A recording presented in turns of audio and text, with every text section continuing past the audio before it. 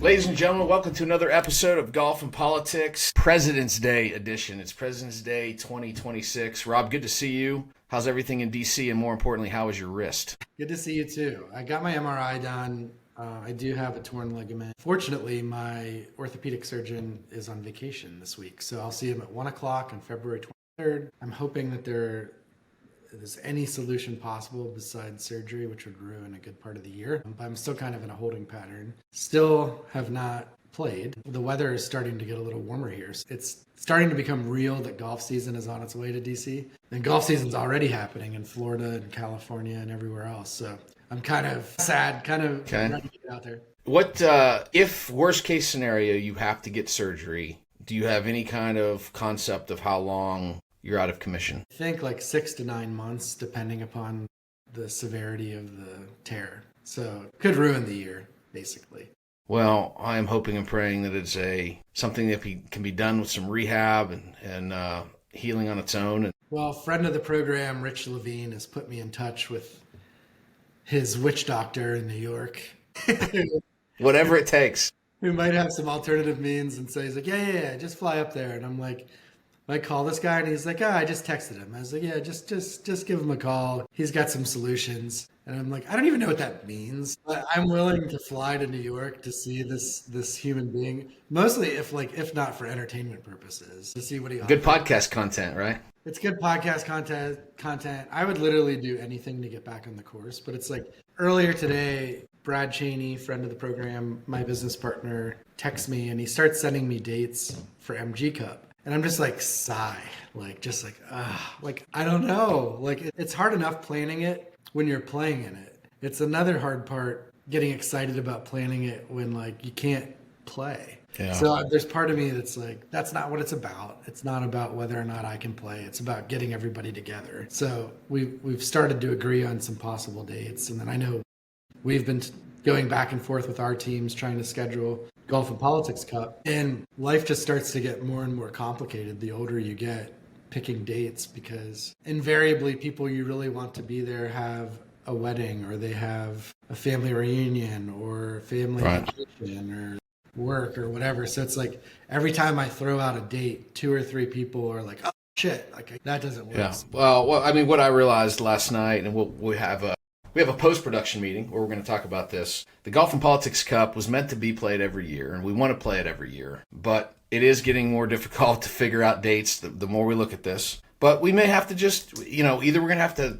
pivot and do something a little different this year than we did last year, or it becomes an every other year event. Regardless, the Golf and Politics podcast will live on. There will be many great events, and I'm hoping that we find the right solution for that, because there is a lot of people that do want to play. But not like you said, everybody might not be able to play in the event every year because we have life outside of golf. Yeah, and I think, the other challenge too is you and I have opposite schedules. So in election years,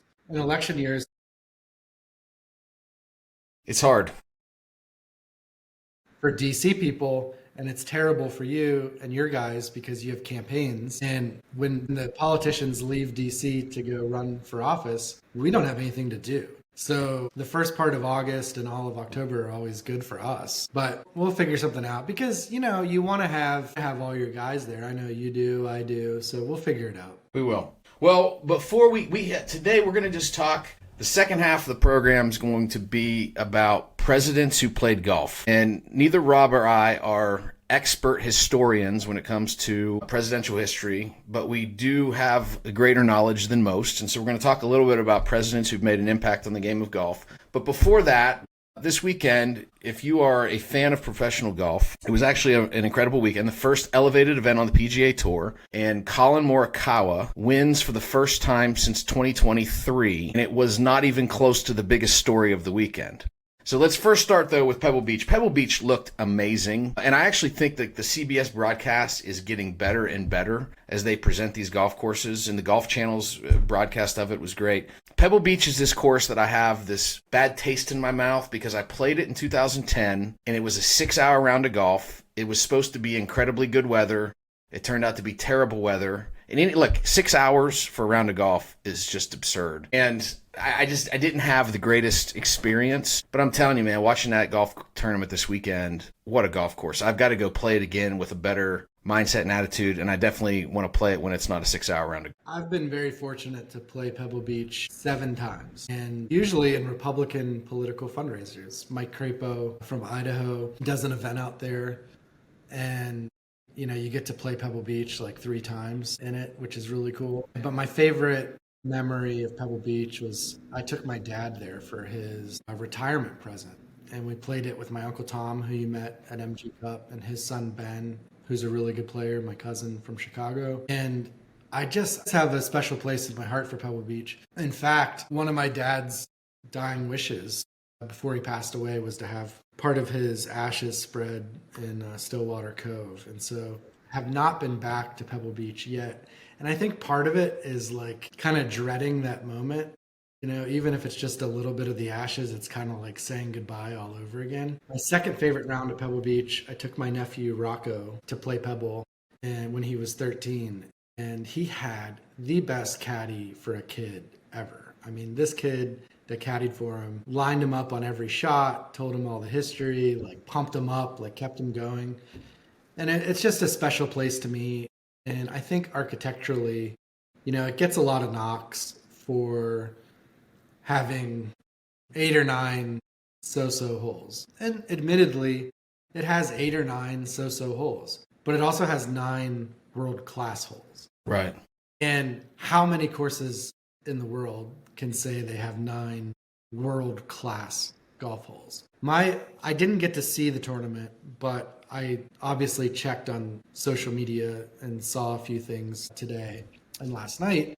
A few takeaways. One, some of the holes are becoming a little bit obsolete, which is frustrating. Number 6 could be the best par 5 in the world, one of the best par 5s in the world, along with 13 at Augusta. And it's just becoming too short for them. And they had to add a tee box almost into the 14th fairway, which is the dogleg right, behind the tee box. And it kind of loses the architectural point of the hole when you're hitting a short iron into it. And they're still trying to figure that out. So seeing that, and then on 18, one of the days Rory hit an 8 iron in. Like, you're not supposed to hit an 8 iron. But by the same token, one of the days Rory made a double bogey on 18. Yeah, I mean, in fairness, Rory can make a double bogey at any time. And I did love Scottie Scheffler. I saw a replay of Scottie's shot. But I mean, to Colin Morikawa, I love the video of him, the picture of him, buying kids' clothes in the pro shop. Yeah. Anybody that walks in that pro shop invariably spends too much money. I bought this like beautiful Pebble Beach jacket, and somehow it ended up in like my laundry basket, and is ruined. It's just it's destroyed. Well, interesting about Pebble Beach gear, Tommy Fleetwood no longer has a sponsorship with Nike. And every day he wore stuff that he bought in the Pebble Beach Pro Shop. And he said he loves it. It would be kind of neat to see if he just goes for a while without a clothing deal and is just next week maybe wearing Riviera stuff. I could relate to that, not having a clothing deal part, but more or less I could relate to the year of yes. And you saw me that August. I went from like Delaware to Milwaukee to Oklahoma to Chicago to Sandhills in Nebraska, to Minnesota, to Ireland, like all in a stretch of like 45 days, nonstop. And it got to the point where I was buying like socks and underwear in pro shops because I couldn't get to like somewhere to like wash my clothes. So like I came home with like a third as many clothes as I left with because I was literally buying socks and underwear in pro shops. Well, I don't think Fleetwood's going to go too long. He's the number 3 or 4 ranked player in the world, so surely somebody's going to sign him soon. But a couple other things that stuck out about Pebble Beach from just a pure talent standpoint. Morikawa hit 18 greens in regulation on Saturday and shot 62. He lost strokes putting to the field, like a significant number of strokes to the field putting, and still shot 62. You've played Pebble Beach 7 times. I've played it once. The greens are small. So to be able to hit 18 greens in regulation he just had to be absolutely dialed in with his irons. Yeah, that's hitting 18 greens at East Potomac Park an accomplishment. I mean, I was reading a stat the other day of like Tiger Woods and Scottie Scheffler's accuracy from 120 yards. They're only hitting like 75% of greens from that range. And you would think it'd be 100% and that their average distance from the hole is like 10 feet. Like, it's not. So hitting 18 greens in regulation on any course, let alone a windy place with small greens like Pebble, is quite an accomplishment. And, it's very impressive. I've only done it once, and I shot the worst 72 ever. It was the best ball striking performance of my life. I hit 14 out of 14 fairways, 18 out of 18 greens. I've done that once in my entire life and did not make a thing. I mean, literally did not make a putt the entire day. There was no way to hit it better. And it's just golf. And then you have First time I broke 70, I hit all 18 greens at Pleasant Valley Country Club. Yeah, you don't make shit. But I didn't make any putts. I mean, because it was par 70, I should have shot a lot better. So Pebble Beach, like, there are 4 courses, and you've played most of them. For me in the country that are like in most need of a restoration or a renovation of some kind. And for me, and I love them, is like Pebble Beach, Augusta National, Pine Valley, and Torrey Pines, which I think is probably one of the most underutilized properties in the country, like based on the potential. And I love Augusta and I love Pine Valley. I just kind of wish Augusta and Pine Valley would get a little bit away from Fazio. I think he's made them a little bit too clean, if you will. I think Pebble Beach would look cooler in the 1920s when it was very dunesy. So a lot of the like areas that have natural grasses, they used to be like sandy, wasty areas. Well, yeah, even when you watch like the old Shell's Wonderful World of Golf, where Sam Snead versus young Jack Nicklaus, it looks completely different. A lot of waste areas. Yeah. Yeah, and it's kind of got like a little bit too resorty in its presentation. It's still a great golf course, and so is Pine Valley, and so is Augusta National. Augusta, I don't know how you do it at Augusta because everybody's so used to going to the Masters or seeing it on TV and commenting on like Disney World. Like, it's so perfect. But that was not the original golf course, even until like the 1970s and 80s. Like, it was still like the bunkers had a little bit more character. Pine Valley, like, I think it's still rugged, but like I'd love to see what they could do if they cut it loose a little bit. Those are just personal opinions. If any of them would like to invite me back or have me be a member, I would be delighted to do it. But those are just personal preferences. Well, one last thing on the Pebble Beach tournament, AT&T Pro-Am, Scottie Scheffler. He's starting to make a habit of not playing well on Thursday. Spot everybody 10 strokes so that he can show how he can come from behind. So he has, I think, 18 straight top 10 finishes on the PGA Tour. I mean, that's mind-blowing in itself. He made 3 eagles on Sunday. First time in his career he's ever made 3 eagles in one round. So Scottie Scheffler still clearly the world's number 1 player, and everybody's chasing him. Even when he doesn't have his best stuff, he's still right there. I mean, when you 1 or 2 strokes off the lead. When you shoot 63 with 3 bogeys, you're in another. Like, I don't think people fully understand the difference between, like, right now I'm a +1. I haven't been playing, but even a +1 golfer from the members tees, the difference between Scottie Scheffler and me is similar to the difference between me and somebody shooting in like the mid 80s. Like that is an entirely different game. Right. We were talking on this program, I think in December, about how, the difference between me and a 5 handicapper is more mental and consistency and lack of mistakes than it is any sort of physical talent, right? So a 5 handicapper might be able to hit it farther than me, might be able to hit his irons every bit as good, might be able to hit all the pitch shots and putts I can hit. He just can't do it as consistently. The difference between me and Scottie Scheffler is another planet. Like, he can physically do things with a golf ball that I cannot do, and he can do them almost every time. Yeah. Like, that is a different game. Just as it's a different game between me and a 10 handicap. It's a different game. Yeah. We're not playing the same game of golf. But you know what? What's interesting? This is an interesting point. I heard Jeff Ogilvy make this point on a podcast recently. He said when Tiger was in his prime, he hit shots that nobody else could hit. He had a gear that nobody else had. So it was not surprising when he was winning and pulling ahead, and he was just a dominant player. And he said the same thing about Phil Mickelson. Phil Mickelson had shots that nobody else had. Phil and Tiger were another level above the rest of the pros from a shot-making ability. Scottie Scheffler really isn't. Scottie Scheffler hits he doesn't have this extra gear. He's not the longest player on tour. He's not the number one putter on tour. He literally just does not make mistakes.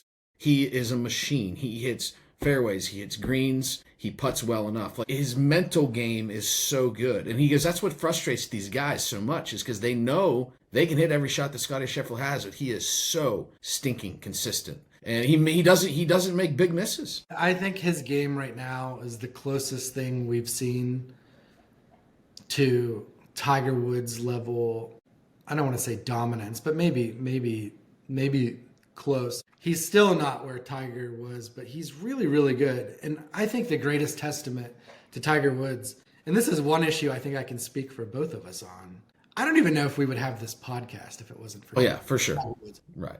Tiger won the Masters when I was in 7th grade, and that's what really jump-started my real love for golf, like really getting into it. I think that's true for you. You were probably in high school. And I don't think this current generation of golfers would be as good as they are. Hit it as far, be as consistent, be as dogged about it, if it wasn't for Tiger Woods setting the standard. And I don't think the club companies would have invested in research and technology the way they did if it wasn't for the Tiger boom of the late 90s and 2000s. And one more thought on what the Tiger boom resulted in technology and advancement.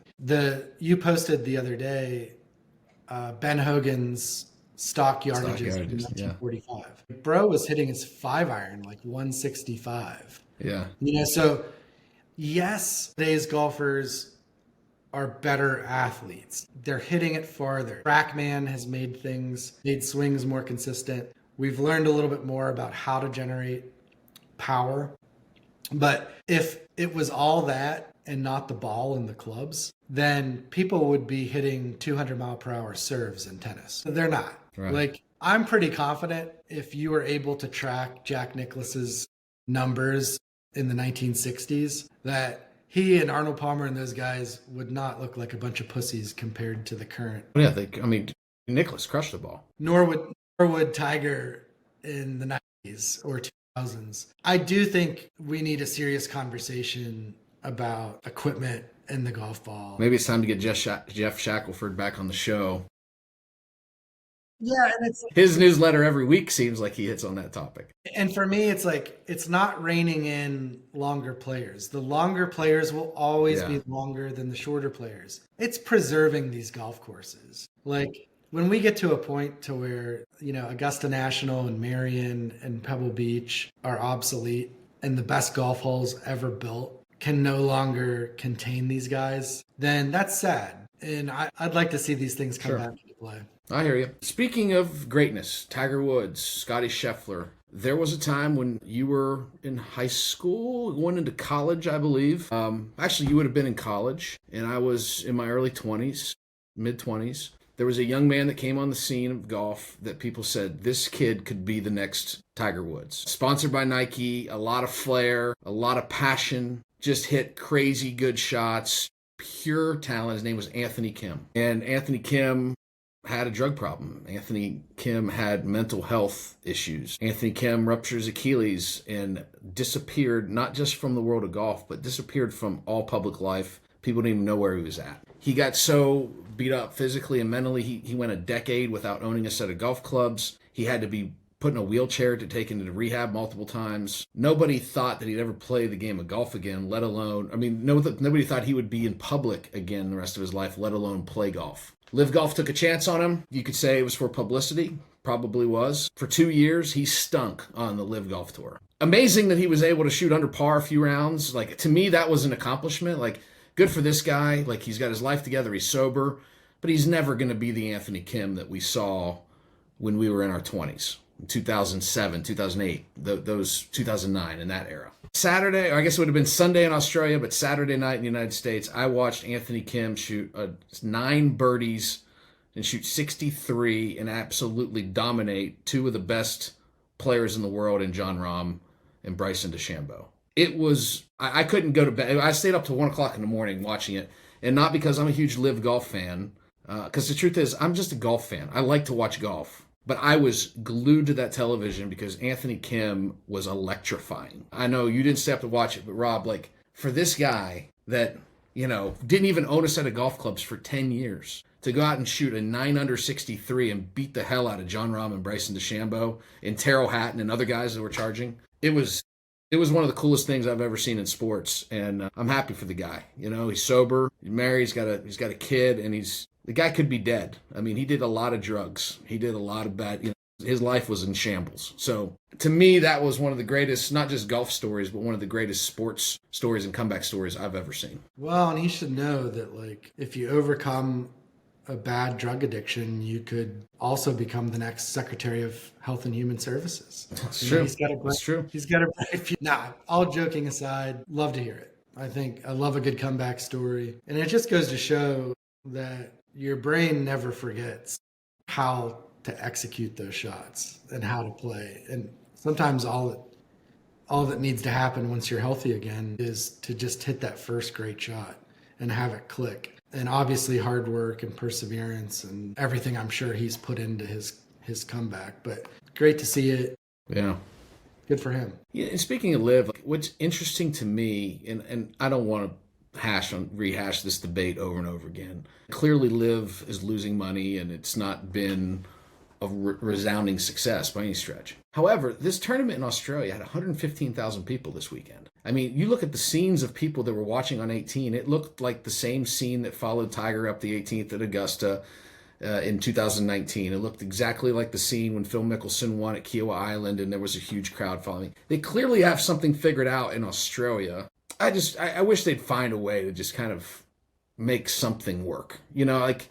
Again, I think that Jeff Ogilvy, I come back to this, it was a really good podcast I listened to recently, and he made a great point. He's like, we've made it all about the players, and it shouldn't be about the players, it should be about the tournaments and the opportunity for players to create a story. So there's some truth to that, but, ultimately, you had this great venue in Pebble Beach, and, probably 5 of the world's top 50 players, maybe even more than maybe 6 or 7 of the world's top 50 players are playing in Australia instead of at Pebble Beach. I'd like to see them more often playing against each other, but who knows if it's going to work out, but at least we got to see something cool with Anthony Kim in a great venue at Adelaide, Australia. I think everybody wants to see the best players in the world playing against each other on a weekly basis. I mean, I don't know if it's the best example, but, when we were kids, Major League Baseball, the American League and the National League didn't play against each other until the World Series, but at least there was a World Series. Right. And now,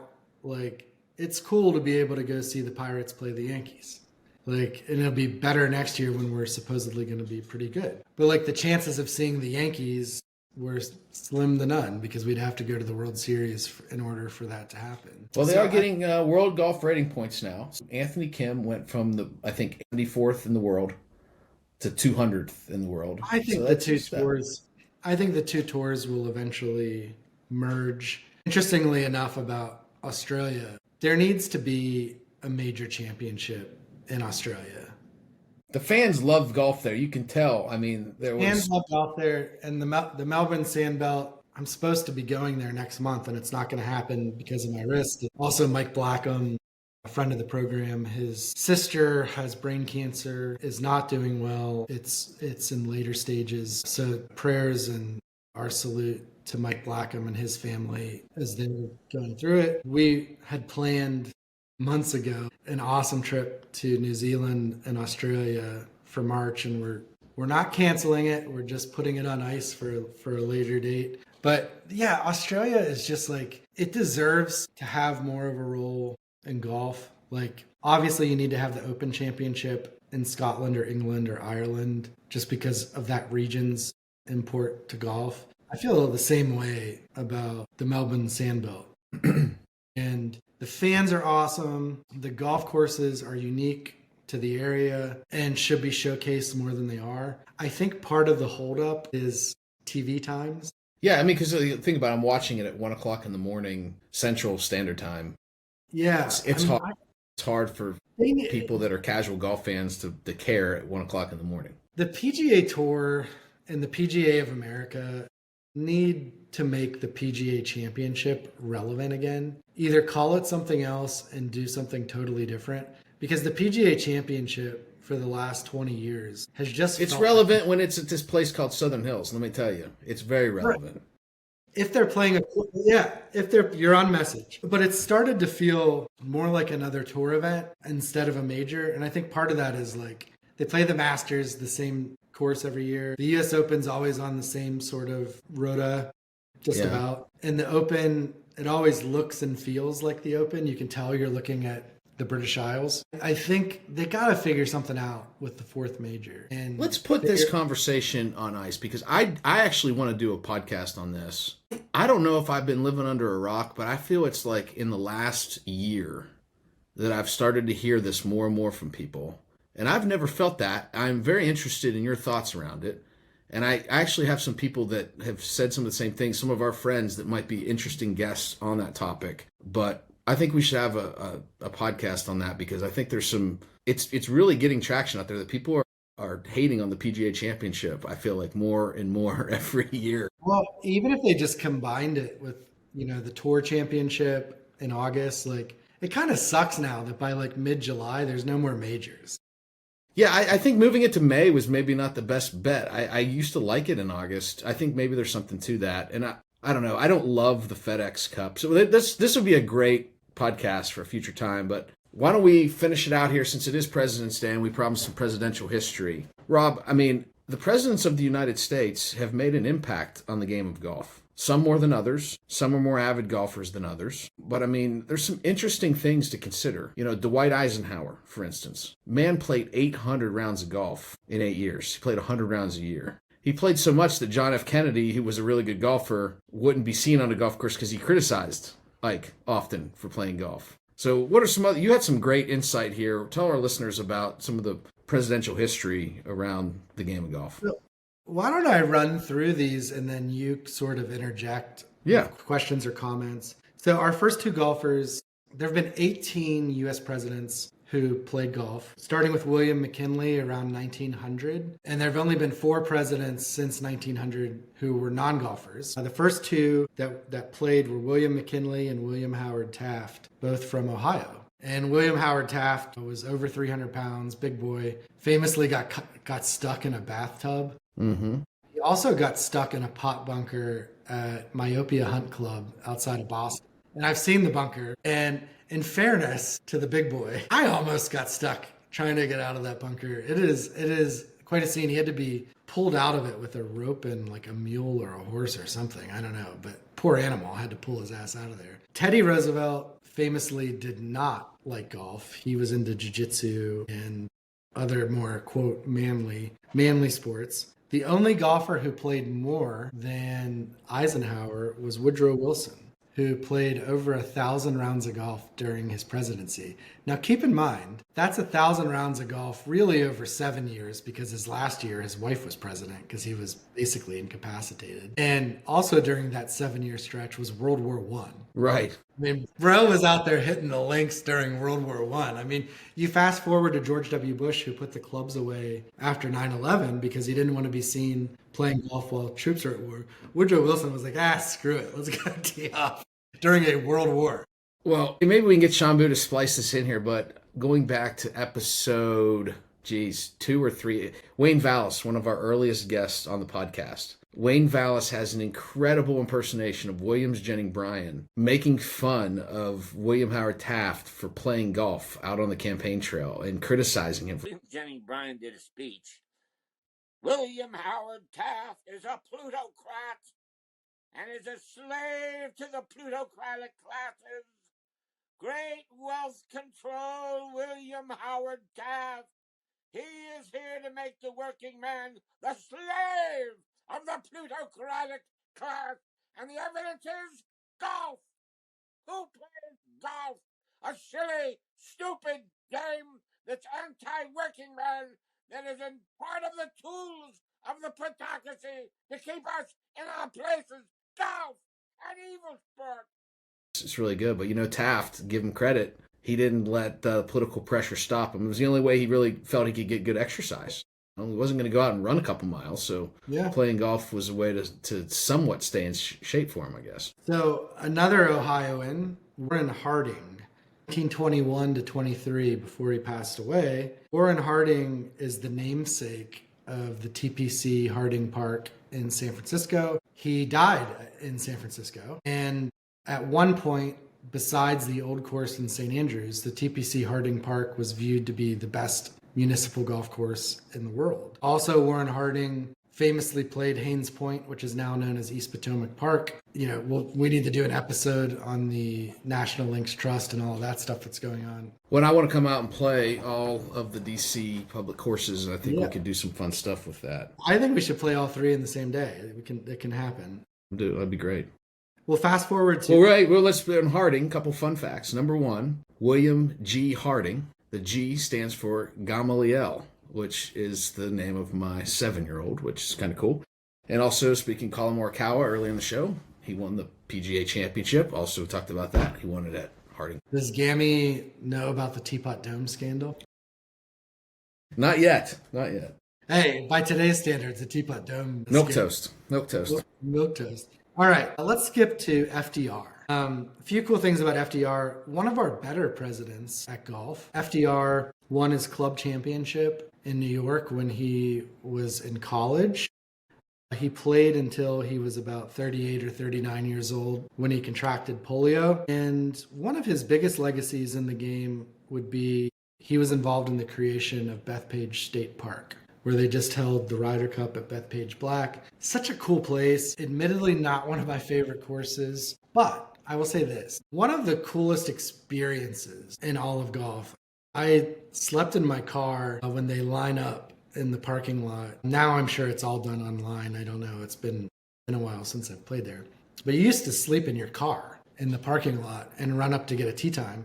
And I intentionally went by myself because singles always have the best chance of getting plugged in somewhere because invariably somebody cancels. So I got to play it, and I love New York municipal golf. Bethpage Black, and then my favorite is actually Montauk Downs out in Long Island. It's an RTJ senior, charming as hell. I think I played it on my birthday with Carl Runge like 7 years in a row. And you can imagine the mental state we were probably in on those tee times. But there is a certain character to the Long Island and New York Met starter. Yeah. They are invariably just the most direct, crunchy, to the point, no fuck around on the planet. And when you go into it knowing that you're going to get this like little old lady or old man that's doing it to play free golf, and they are not messing around. That's how the caddies are, though, that I've experienced in New York as well. They have the same attitude, right? And they're it's fantastic. so direct. And it's like, I appreciate that because, get used to like Midwest nice. Yeah. That is not that. They are right. You're on the tee. Let's go. Keep it moving. I got 20 more groups behind you. I mean, they're not putting up with any bullshit. So I do think Bethpage Black is just one of those uniquely American golf experiences that everybody should do. And you should do it the right way. Like, if you're a golf course panelist, don't pull that card. Like, you gotta do the car. Yeah. You I need to do that. I'm thinking that might be a next year deal for Matt Parker. And it's but FDR, so I think FDR and Donald Trump may be the only two presidents that have won club championships. And if FDR doesn't get polio, maybe he wins 38 club championships. I don't know. So yeah, FDR, Eisenhower, you touched on. Just a few cool things about Ike. Lots of cool things about Ike. How do you not like Ike? He was a member at Augusta National and Burning Tree, which in DC they call the Tree. And we've talked a little bit about Burning Tree. I also think that's one of the great golf experiences out there to do. Super, super exclusive. Unlike Bethpage Black, like you got to know somebody, and it's got to, you got to time it up. But he played over 800 rounds in 8 years. He famously won a charity event with Arnold Palmer. Ike was a good player, usually shot in the 80s, never reached a single digit. And he was the president that had the first putting green at the White House built. And we'll talk more about that through successive presidencies. Big deal at Augusta National, the Eisenhower cottage, the famous Eisenhower tree, which has since been taken out by lightning. Yeah, I mean, Ike, I don't know, other than Trump and probably Obama, I don't know if we've had a president that loved golf as much as Eisenhower did. JFK, one of the better players of all of our presidents. He played most of his golf in D.C. at Burning Tree and his golf in Massachusetts at Hyannisport Club, which I've Googled. It looks beautiful. I've heard great things. That's kind of on my bucket list to play. I'm a big JFK fan. Favorite JFK pop culture moment would be the Seinfeld episode. JFK clubs. JFK's clubs, iconic. Such a good So episode. good. He criticized Eisenhower for being the duffer in chief when Eisenhower was president. Kennedy at Burning Tree rarely played 18 holes. He was known for playing fast rounds of golf, skipping around, and for He had being many ladies. He had many ladies to see. He had many ladies, and apparently, if historic records are correct, was quick at that too. He was strictly business. Strictly business, wham bam, thank you, man, move on. He was not into foreplay, for what that's worth. He also was on the Harvard golf team. I'm not sure how good Harvard's golf team was in the 19... No, I mean, like every account I've ever read said that he was probably the most talented athletic golfer that we had, but he had a bad back. He definitely had political reasons to not play as much as Eisenhower. And it's true. He did have a serious amount of women coming through the White House on a regular basis. Like, he had a very busy life outside of being president. And so something had to give. Yeah. Now, the modern golfer, LBJ. LBJ was known for hitting till he was happy. Not a big follower of the rules, but he really, in the spirit of our program, was the first guy to totally use golf as a lobbying tool. He realized that 4 hours on a golf course with senators was a great way to twist arms for the Civil Rights Act and the Voting Rights Act of 64 and 65. And he would take senators out to the Air Force Base courses. Quick plug on LBJ. I don't know if you've seen it yet. The Netflix movie, Woody Harrelson plays LBJ. It's fantastic. Highly recommend it. So is All the Way with Bryan Cranston. Okay, I've not seen that. Is another LBJ movie. Both of them are spectacular. I think LBJ is a very underappreciated president, in my opinion. I mean, you look at he's sort of the inverse of Nixon, where LBJ is known for an incredible domestic record. Yeah. Huge accomplishments on the Voting Rights Act, the Civil Rights Act, anti-poverty campaigns, expanding a lot of social and economic programs for the poor and working class. But he's got Vietnam on his record, so his international record is pretty bad. And then Nixon is broadly known as the brilliant foreign policy president, opening the door to China, sketchy record on Vietnam, and then domestically kind of a mixed bag with price controls and all sorts of other issues. We'll skip ahead to Nixon. Nixon played golf. He learned when he was vice president. To Ike, he was vice president to Eisenhower. But Arnold Palmer, Nixon had broken 80. He was roughly a 12 handicap.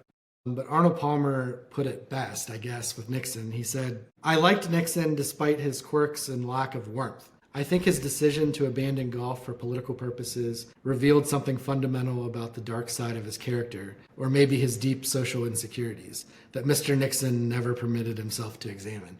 That's kind of a rich analysis from Arnold Palmer of a U.S. president. Nixon let the Eisenhower putting green at the White House grow over, and they eventually just got rid of it.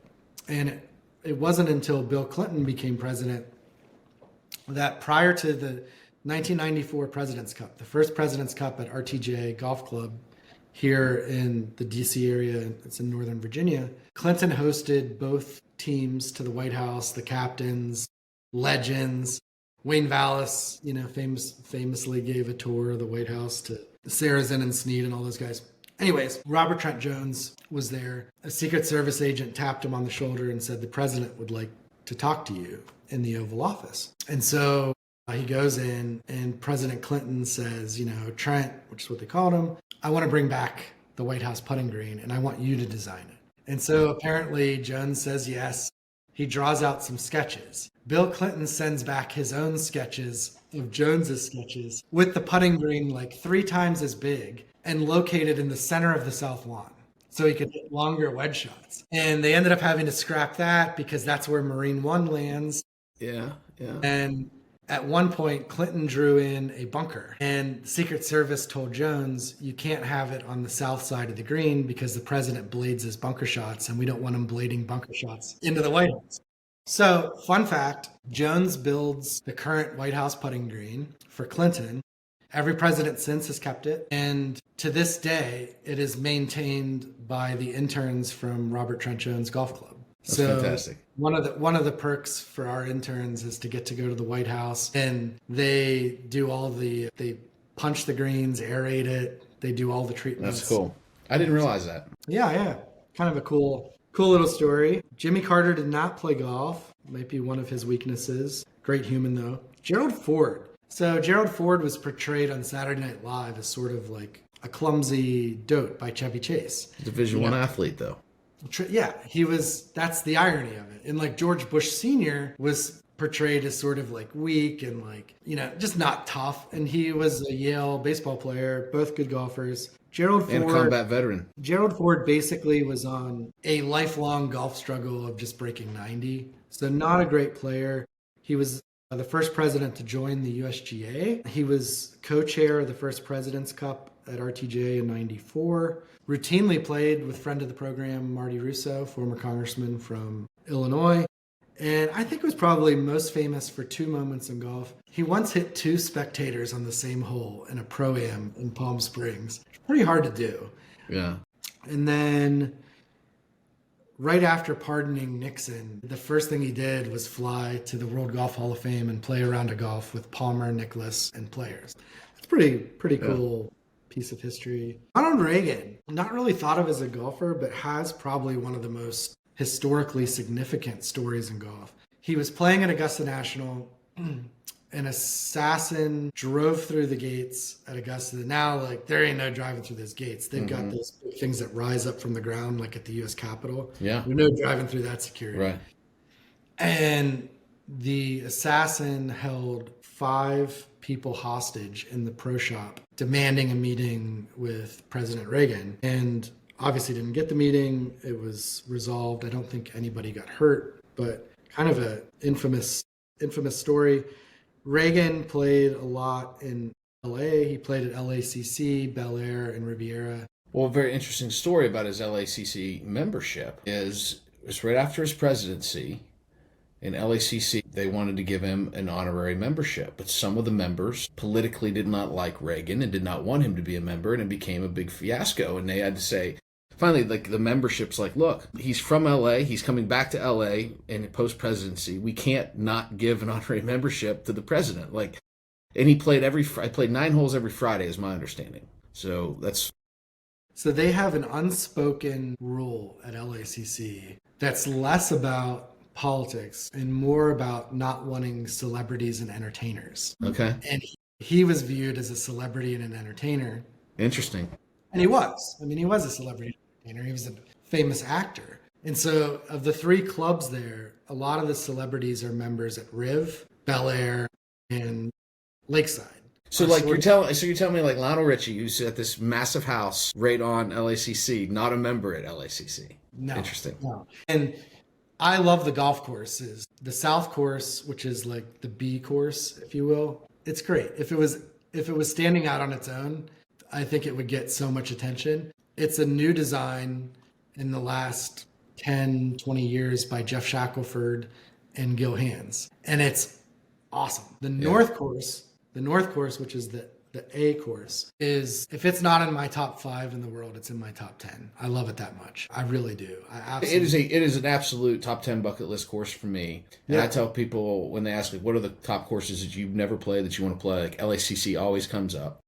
So and I actually think it was probably my least favorite U.S. Open to watch ever. I thought the television coverage of it was poor. They didn't have a lot of spectators. I'm not a big Wyndham Clark fan, whatever. But that golf course, I was just like, I got to play this place. This place looks amazing. I was there with Rocco, my nephew, and worst spectator experience of any golf tournament I've ever been to. Yeah. They had like basically every single grandstand on each different hole was a different corporate sponsored stand. So unless you had the badge for all of them, you couldn't get in the grandstands. And it's a 1920s course that falls off into canyons and barrancas. And it's hard to get good views of the course because it's so old and has so much character. It's not like a stadium style course. Like RTJ or TPC Sawgrass were built with hosting pro tournaments in mind. So the galleries are above the fairways. It was not that. Now, just real quick on LACC, probably one of my favorite stories is that Ken Venturi was one of the best amateur players in the world, featured in the book The Match, which is a must-read. LACC is a pants-only course. There's no shorts, even in the summer. And you can't just go buy the pants in the pro shop. If you show up in shorts, you got to leave.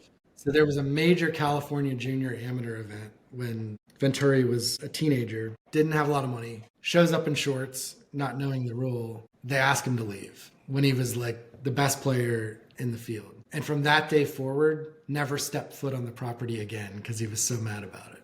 Nice. But other than the pants only rule, incredible. I mean, just incredible. Hey, wear the pants. Just obey it's not a big deal. Just wear pants. You always say we should probably wear pants more often anyway, right, Rob? Yeah. I'm a pants fan. You gotta look like a pro. You know, I think when you're out here visiting a golf club as a kid, the guy wearing pants was the pro, the guy that was the best player. Right. Yeah. Nobody wants to see a lot of these old guys' legs. Not even me. George H.W. Bush reached an 11 handicap, once played 18 holes in 1 hour and 51 minutes, was famous for playing really fast. And he would zip up to the ball and hit, zip up to the ball and hit. And if you were playing with them, these are with foursomes. You played at the president's speed. Mm-hmm. So anybody that was like lollygagging over the ball got left behind. Great at Marty Russo. Fantastic stories about playing golf with President Bush. I think it's episode 2. Maybe he was our second guest we ever had. Definitely got to check that out. He's got some incredible stories. Marty played with Ford, Bush, Clinton, Biden. I'm not sure if Tony's played with Trump. I'm not sure about you. I don't know about that. But George H.W. Bush, so every president since George H.W. Bush, so like Bush, Clinton, W. Bush, Obama, and Biden, except for Trump's, 5 of the last 6 presidents are all members at RTJ and have been involved in the 4 Presidents Cups and Solheim Cup. 41, also his maternal grandfather is the namesake of the Walker Cup. So both Bushes have been heavily involved with the Walker Cup. Bill Clinton. All right, here we go. So Bill Clinton loves the game.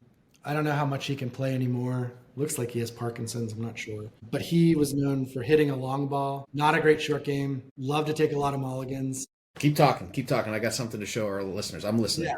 But a big lover of the game of golf, and played a lot with Vernon Jordan at RTJ, who was our club president. And also he played a lot with Marty Russo. He famously played Army-Navy Country Club, which is right across the river from the Capitol. And during a torrential rainstorm, by himself, was just out there and played all 18 holes. And the Clinton Foundation co-sponsored, co-hosted the PGA Tour's Career Builder Challenge in La Quinta. I think one of my favorite Bill Clinton golf stories from Marty, they were on the 17th hole at RTJ, just to the right of the green. And Congressman George Miller, former member from California, couldn't hit a flop shot. So President Clinton decides he's going to teach him how to hit a flop shot.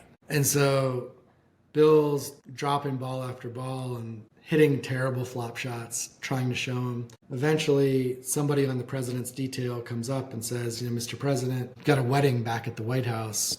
The first lady's expecting you. We got to. President Clinton looks at him right in the eye, drops another ball, and he says, funny thing is, they tend not to start those things until the president gets there. Yeah. he kept hitting more shots. So that's the type of commitment I appreciate. Look at that. What does that say? Slick Willie. A good lie, guaranteed. I love it. I don't know where I got that, somewhere when I was a kid and started collecting logo balls. So anyway, George W. Okay, so the cool story I have about George W. is the one time I saw him on a golf course, and he's a member at RTJ. He played through me, and I said, "Oh, Mr. President, it's good to see you. Good shot." And he looked at me and said, "I'm retired. It's just George now. It's just George." And I said, "Good shot, Mr. President." that's great. Yeah. I'm not calling you George. Unlike Patrick Canning, who met Bill Clinton at Sleepy Hollow and just went up to him and said, "Hey, Bill, how you doing?" Yeah, that's so good. It's so good. It's so good. And most of these guys, like, I think they would think that's funny. Like maybe some of them are more uptight. I don't know. Bush played until 9/11, as we said earlier, and then did not want to be seen on the golf course. I love that famous video of him saying, "We're gonna defeat the terrorists," and he said, "Now watch this drive." And then he smacks one down the middle. Let's see, Barack Obama. Yeah, I've seen him a gazillion times on the course. We share an instructor. He loves the game. He's the 8th left-handed president, first to play golf left-handed. And not known for hitting it far, but known for playing it down and having a good short game. His list of courses played is unreal. I mean, he gets invited to play everywhere, obviously, and has a number of memberships. Let's see, probably a 9 handicap, and known for some smack talk on the course. He likes. He was talking some smack last night at the All-Star game with Reggie Miller. Yeah. On how, what was your favorite thing during the Jordan era? Reggie Miller's interviewing President Obama. What's your favorite thing during the Michael Jordan era? And he responded, beating Indiana. Anytime we just had Indiana's number right to Reggie Miller's face. Oh, it's awesome. But yeah, absolutely loves the game. Came out to the Solheim Cup, was a year and a half ago. So yeah, big lover of the game. We'll go to Joe Biden and then Trump. Biden at one point was a 7 handicapper. I had a chance to play with him. Was a good player. That infamously became part of the first presidential debate where they were, Trump was making fun of Biden, his golf game. It was probably not one of the stronger moments for either of them, but it was probably a high point for Biden. It was a great time to start a podcast called Golf and Politics. It was, yeah. So Biden, obviously in D.C., played. He's a member at RTJ. He played Andrews Air Force Base, Congressional, and then in Wilmington, he was a member at Wilmington Country Club, Fieldstone Club, and Bitterman, which Bitterman is one of my national hidden gems. I think it's a former DuPont estate. Oh, very cool. And very, very cool. Donald Trump, last but not least, might be one of the best 2 or 3 golfers to be president. Maybe the best, I don't know. Many people say. I don't know. Many people say, that's great. Many people say. No one has had the significant contribution financially to the game of golf. I mean, he owns nearly a dozen golf properties around the U.S., Ireland, Scotland, and the UAE. I've had a chance to play, I would say maybe 10 of them. I've not played Westchester, which you've played. I've played all the Florida courses. I've played Turnberry and Doonbeg, and yeah, I haven't played the UAE one, but I'm trying to play the Trump International West Palm Beach early next month with friends of the program Bob Kyle, Casey Lang, and Nick Kirsch. Whereabouts? At Trump International West Palm Beach. We're playing medalists on one day. We're playing the park one day, and the head pro is working to try to get me on to Trump International West Palm. Did my dinner order at the Breakers restrict my future invites? What the hell? No, we knew you had a wrist injury, and we didn't want to rub salt into the injury. No, I gotta play the victim. You can't talk about Trump and not talk about the incredible list of his top 10 golf courses in the world that just got revealed. I don't know when this list came out. He wasn't president when he released this list, but it had a lot of famous golfers, their top 10 list. And Trump's list is Trump Bedminster, Wingfoot, Trump Westchester, Trump West Palm Beach, Augusta National, Cypress Point, Trump Golf Club Los Angeles, Oakmont, Trump National Golf Club Philadelphia, and then Pebble Beach number 10. Yeah, so, I mean, that's on brand for our president. No question. On brand. You will not see that list from anybody else on planet Earth who's played a lot. I mean, you have to give it to me. Like I went to Trump Westchester and I was excited to play it. I'm a big fan of the presidents, and I will tell you this about Trump Westchester: like it was immaculate. There wasn't a blade of grass that was out of place. The greens rolled perfectly. The fairways were plush. The waterfalls were magnificent. The clubhouse was great. Big sign when you walk in, huge oversized plaque, like huge award. The #1 golf course in the state of New York by such and such publication that I've never heard of, that I'm sure the Trump organization owns the publication, whatever. And there's a quote from Phil Mickelson in there, "Oh, this is the greatest golf course." I actually did not like the golf course. I mean, again, incredibly well maintained. Not my style of golf. I'm a big Fazio fan, but it didn't strike me as a Tom Fazio course. You know what I'm saying? It was awkward, I felt. But the best way to get somebody up to speed on good architecture is to do the trip you did and play Sleepy Hollow and I mean, Westchester in the same trip. Yeah, back-to-back days. It's But I will tell you this, like the staff at Trump Westchester, the amenity, like everything was just first class. Like I feel like he really dials in on those. Well, yeah. And I mean, I've played, one of my clients is a member at Trump International and Trump Doral. My good buddy Rich Levine is a member. My guess Doral would have been on this list if he owned it whenever Let's would have been like #1 or #2. No, like I mean, all of his courses have nice or great conditions, good food, good service. They're all very nice. It's you're getting perfectly green grass, plush conditions, nothing's out of place, waterfalls, all of those things. Like if you just want to join a nice golf course that's in good shape with great facilities, of course, like they're all right. Well, a good question for you though. I mean, let's not count Turnberry, because I think Turnberry is like another world, right? That's another United States golf courses that Donald Trump owns. You've played them all, right? I've not played the one in Charlotte or Philly, and the one in Philly he claims is better than Pine Valley. Okay. Which I would. All right, but of the ones you've played, like legitimately, which one is your favorite? I would say the Blue Monster. Okay.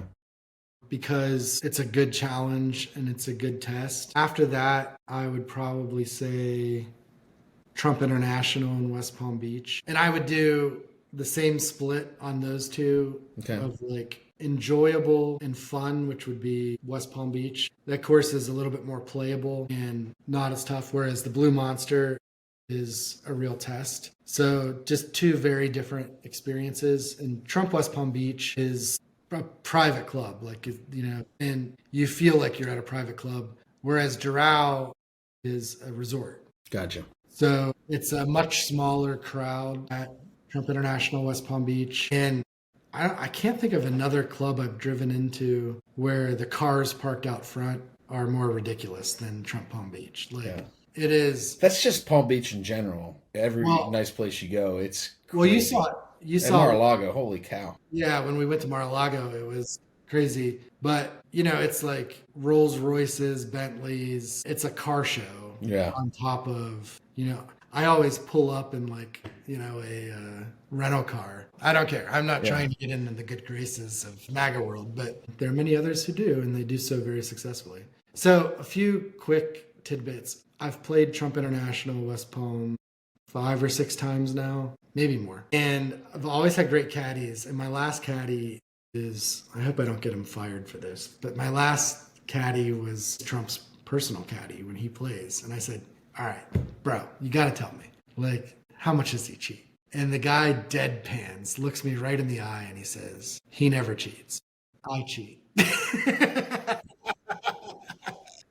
He's like, and I was like, that's the greatest thing I've ever heard. And the second best story from there was played with an assistant pro, really nice kid, great player. And he told us that Trump plays the blue tees, which is the member tees, which is like 6,600 yards, which for an 80-year-old is incredible. And before he gets there, the assistant pros have to go out on the course and move all the blue tees up to where the whites are. So he tells people, but hey, it's his golf course. Who cares? Yeah. Now, on his game, I am friends with people that play with him regularly, so I get the skinny. So he's a great ball striker.